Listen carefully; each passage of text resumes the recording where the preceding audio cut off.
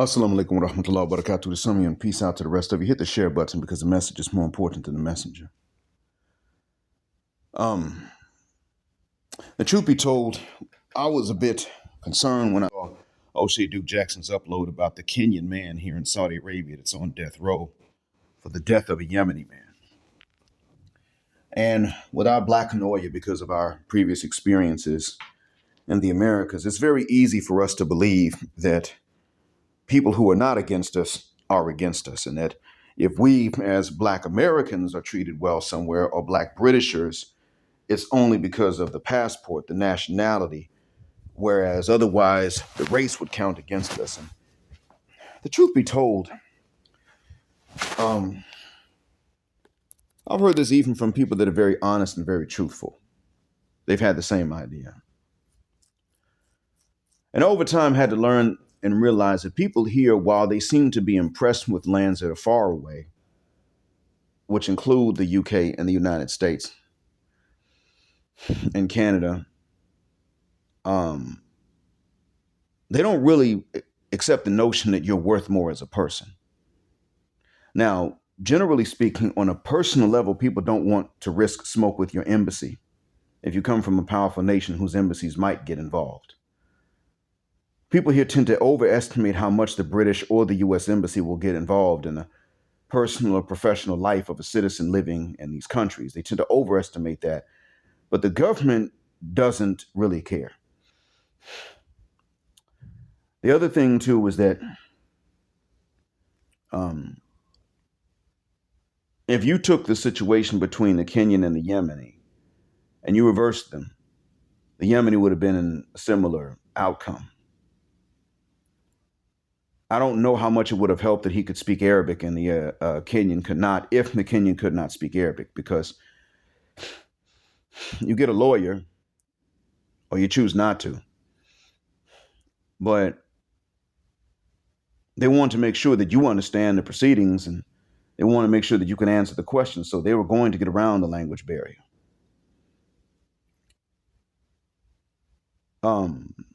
Any crime with a victim is going to be treated seriously, whatever the crime is and whoever does it.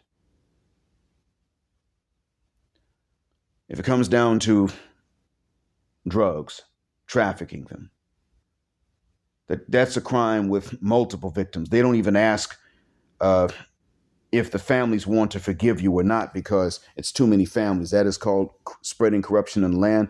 And it's actually considered to be more serious than murder. If you kill someone, then the family gets to determine what the hell happens to you. Either you pay blood money, or they can forgive you, or they can refuse either one, and you just have to die.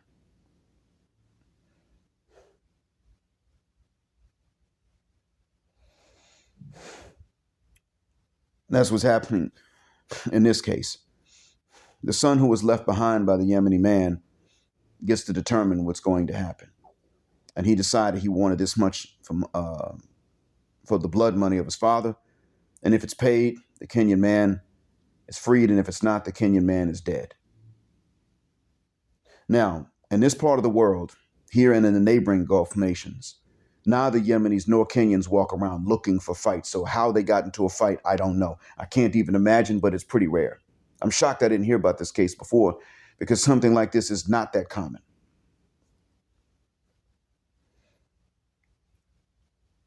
In any case,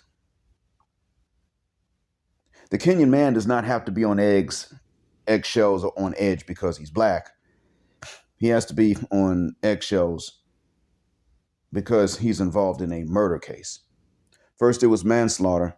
Then he got an appeal done, and he lost the appeal. And here's the funny thing. In this system here, that is true. You can lose the appeal and wind up with a worse conviction. And part of that is probably because they don't take too kindly to being asked to overlook the case if they were right the first time. So either they will find a mistake and fix it, or they will find out that they were right the first time and you get the same sentence. But if they find the mistake is to your disfavor, they're going to fix that too. And that's fairly common, because they tend to err on the side of caution when they come up with the first conviction. You ask for that to be appealed. To be honest with you, I do the same thing academically speaking. I set students up. If I am audited for their grades and I can show evidence that they actually deserve the lower grade and I made the mistake there, can we fix that? And they wind up with a lower grade just for messing with my vacation to ask me to come and check this grade. Man, I did it the first time. Foot the work you want. I've had students come and bother me all the time and say to me that an answer I marked wrong because it was wrong is actually correct. So they're going to argue with me about English, even though they speak Niglish. They want to argue with me about it. So then I go through the whole test, find out that I didn't mark this mistake, and then take the points off and hand it back to them. And I'll say, do you want me to take a look at anything else? No, please don't. Yeah, that's what the fuck I fought. Now go sit your behind back down. If I had made a mistake, I'd have corrected it. But you argue with me about when you were wrong and I was right.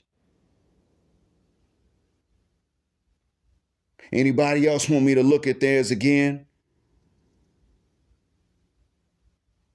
And what is the reason? It is because I'm more likely to leave a wrong answer unmarked and unsubtracted than the reverse.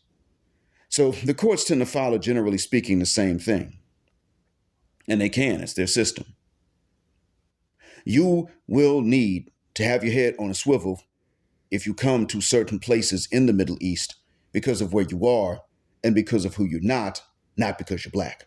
You probably will not be visiting the poorer nations of this area anyway, and I don't advise you to. You'll more than likely be visiting not only the Gulf, but specifically Dubai, more than any other place, more than any other city, even within the same United Arab Emirates. In Dubai, you will have your head on a swivel to a certain extent, not because of war and not because you're black. You will need to have your head on a swivel and not even because of the Emiratis, who are very rare. And when you do chance upon citizens of these Gulf nations, they're not out to get you. You need to have your head on a swivel because of two groups. One, Indians that are not educated. They're not out on the take as soon as they see you, but if they don't understand you, they won't admit it, so they'll screw things up and they will never make good on it. They won't say, I made a mistake. They won't do it. They will not. They won't apologize. They won't fix it. They just, nope.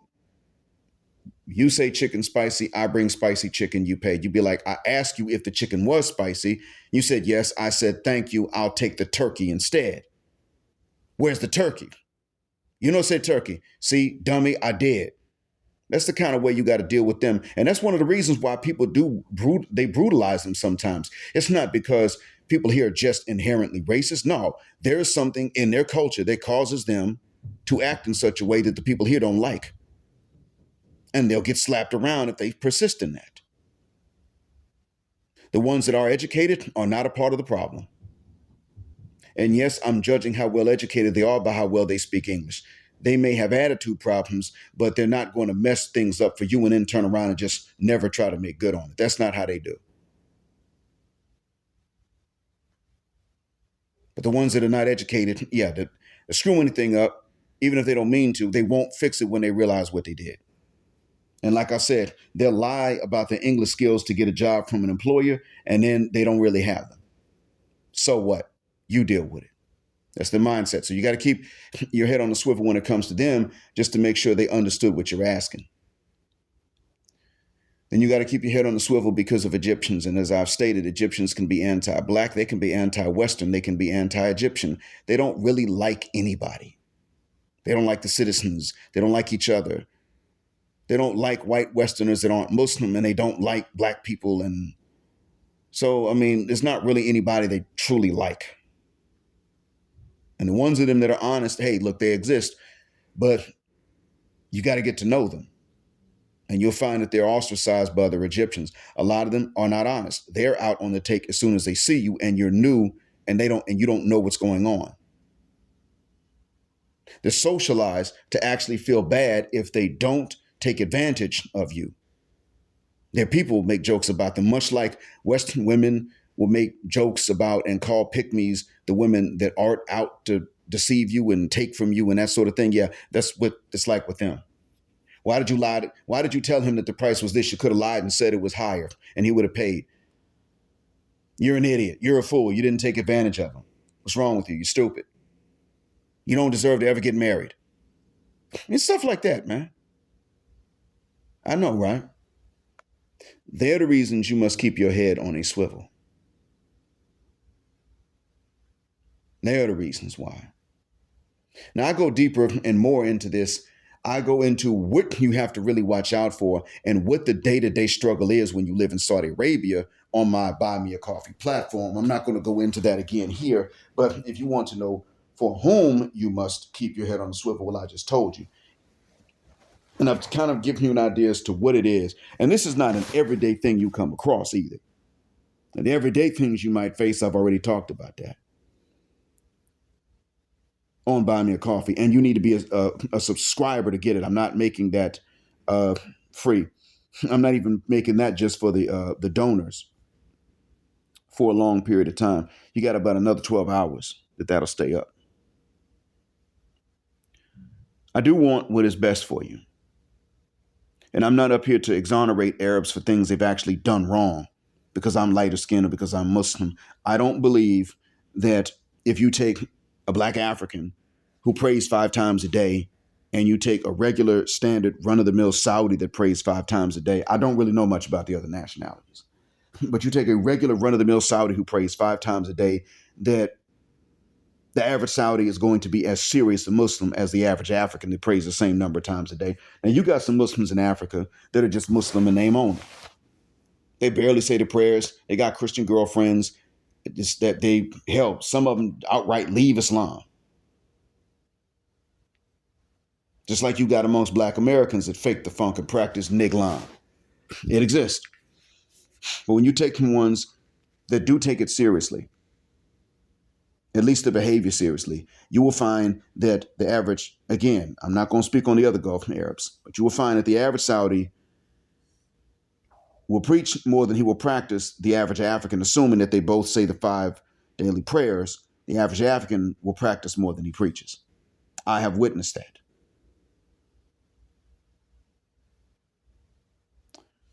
In West Africa, you'll see a Muslim around Christmas time with a Santa Claus costume on because it's a part of his job, and he will sit up and throw a prayer mat down and start the praying at that time. But he's not saying all 5 prayers, and he doesn't really care how he earns his money. You'll see that, but then you'll also see the one that says all 5 prayers, and he would never do that. And he won't touch a cigarette. And he can be nice to women, but he does not pursue them except for marriage, and that's another Muslima, and he goes through the right channels. Can I talk to your dad? Yeah or nay? He talks to her and the dad, or he doesn't. He doesn't drink. He does not take this stuff as a joke. Then you got, the average Saudi. He'll pray 5 times a day, but you know what? You put that alcohol in front of him, and he'll drink it. Offer him a cigarette, and it will be gone. It'll be ashes in 60 seconds. Don't get me started on the women.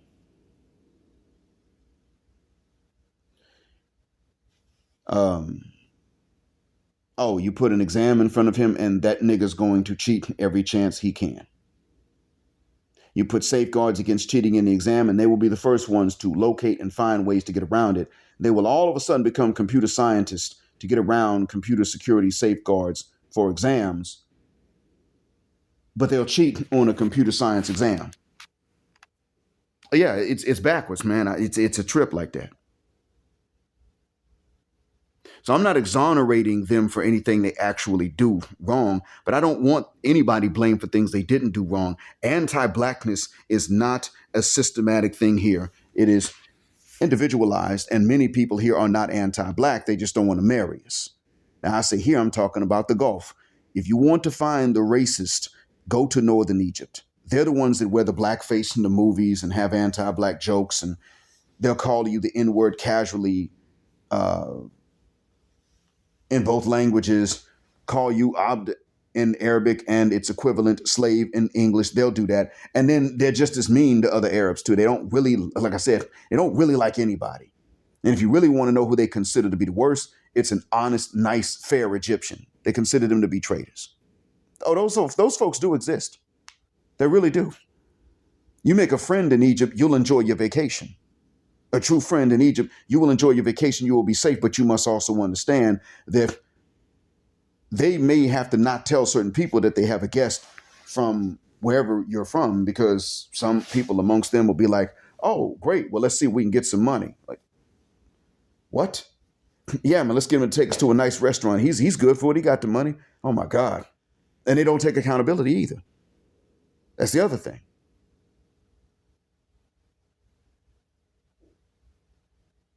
So you need to keep your head on a swivel in certain environments when you come for certain reasons. It ain't going to be because you're black, and it ain't going to be because of places at war.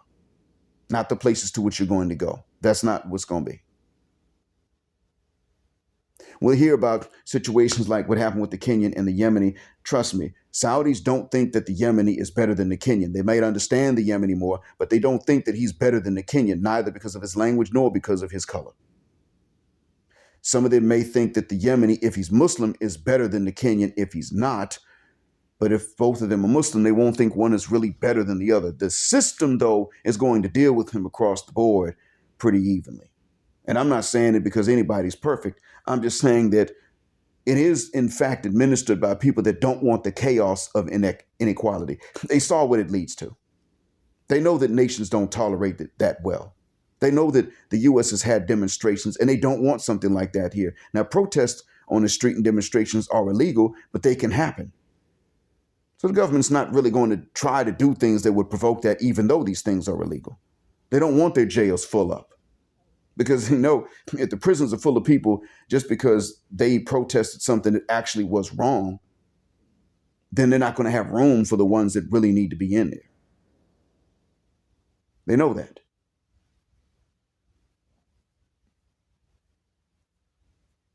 Don't worry. When these people do say something that's anti-black, I get up in their face. I don't let them slide. I have been getting up in some folks' faces. Sometimes I thought I was taking a risk and found out I wasn't. Other times I've taken a risk up to being fined 50,000 riyals and beaten behind a courthouse. I've risked that before and found out later that that's what I was risking. But I wasn't going to let nobody talk bad about my people, even if they didn't mean to be insulting. Wasn't going to let them do it. So I'm not here to exonerate the guilty. As for what happens with maids, that's tragic whenever it happens. That happens actually in and outside of the Gulf. Lebanon is actually one of the major areas where this type of thing goes on, more so than many parts of the Gulf. Because, in the Gulf, they don't really want to bring shame upon their people like that. And these things do get international attention. Usually it's not the men of the houses that are hard on the maids.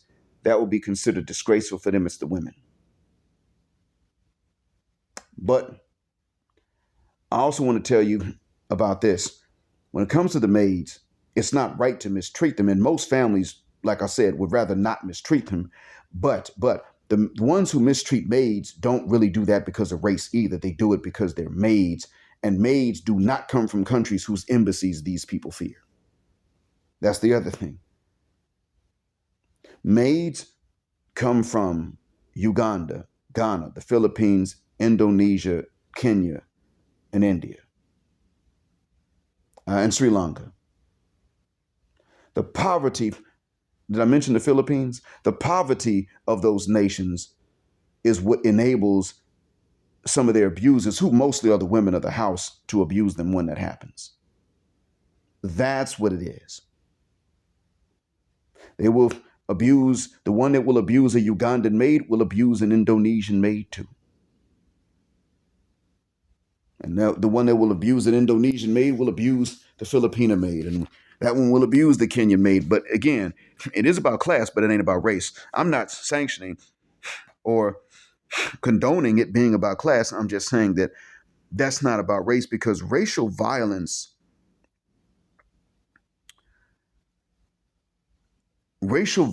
is not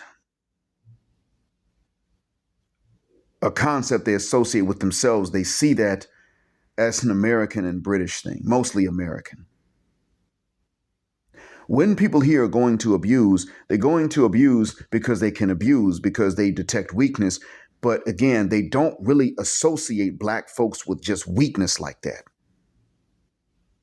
They don't associate black with being an easy target right off the bat. It depends on where you're from.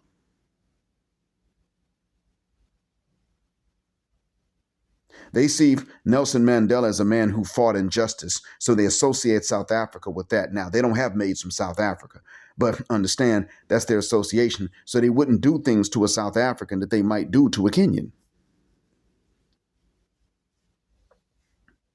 because they don't see South Africans as weak.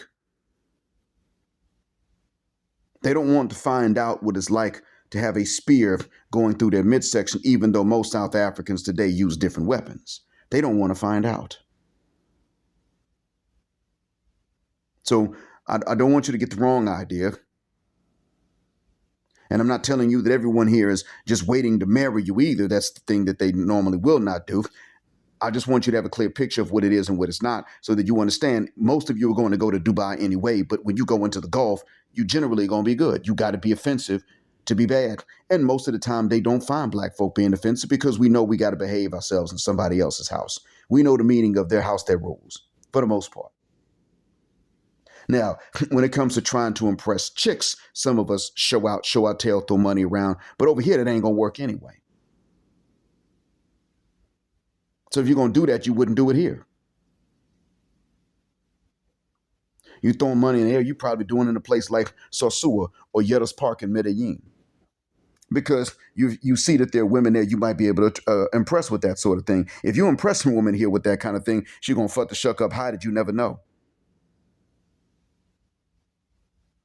Nope. And that's considered wasteful here. They might pick you up just because you were wasteful, and they would do that to anybody. You throw money and you're caught on video and it goes viral, it doesn't matter who you are.